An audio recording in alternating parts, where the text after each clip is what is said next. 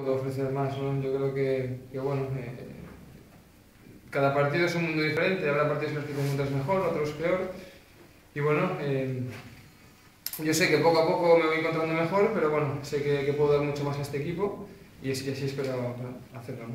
Parece ahora complicado quitarte del 11, ¿no? Después de los últimos partidos que has hecho.